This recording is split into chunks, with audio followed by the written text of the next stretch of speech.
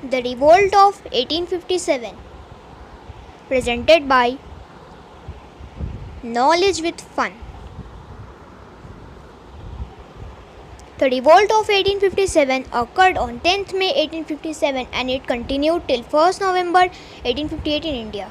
It was a major uprising in between 1857 to 58 against the rule of British East India Company, which functioned as a sovereign power on behalf of the British Crown. It is known by many names including the Sepoy Mutiny, the Great Rebellion, the Revolt of 1857, India's first war of independence, etc. The rebellion began on 10th May 1857 in the form of a mutiny of sepoys of the company's army in the garrison town of Meerut. It then erupted into other mutinies and civilian rebellions, chiefly in the Upper Gangetic Plain and Central India.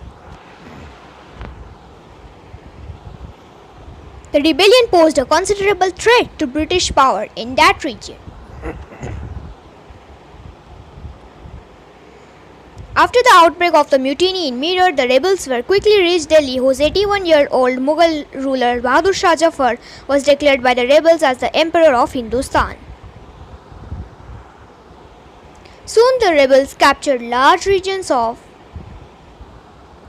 northwest provinces and Awadh. The East India Company's response came rapidly as well with help from reinforcements. Kanpur was retaken by mid-July 1857 and Delhi by the end of September.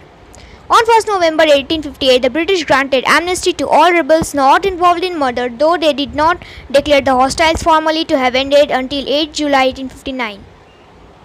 One of the main causes of this revolt were the doctrine of lapse. The doctrine of lapse was an annexation policy introduced by Lord Dalhousie before 1858. It resulted in the annexation of various regions in India when the ruler of that region died without having a male heir. The first state which was annexed by this was Satara in 1848. Then Jaitpur and Sambalpur was annexed in 1849. Then Nagpur and Jhansi was annexed in 1854. The ruler of Jhansi, Rani Lakshmi Bai, along with Nana Sahib, and fought bravely against the British army, but at last they were defeated by them. Tatia Tog was the general of the revolt against who helped Nana Sahib and Rani Lakshmi Bai in fighting with the British, but he was also defeated after annexing some regions. Awadh was widely annexed by this policy in 1856. Many other regions like Tod and Arcot in 1855 and Udaipur, Chhattisgarh were also annexed by this policy. Cause number 2. Introduction of Enfield rifle. The spark that led to a mutiny in several sepoy companies was the issue of new gunpowder cartridges for the Enfield rifle in February 1857. A rumor was spread that the cartridges were made from cow and pig fat. This led a great feeling of anger in the heart of the Hindus and Muslim sepoys against the British.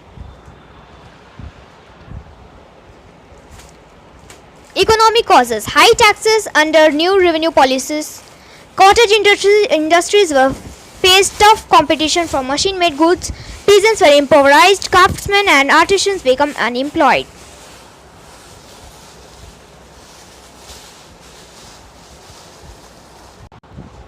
Political causes. Lord Dalhousie's policy of annexation and the doctrine of lapse had made the Indian ruler angry and insecure. He said that if king dies without a natural heir, then the kingdom would be annexed by Britishers. The Muslim feelings had been badly hurt when, after the death of Bahadur Shah II, Lord Canning took away regal titles and Mughal palaces. Thousands became unemployed when the English under Lord Dalhousie's annexed Awadh. Social causes. The British were rude and used abusive and insultive language. The practice of sati was abolished. Child marriage, infanticide, and polygamy were not allowed. The European juries allowed European criminals with little or no punishment.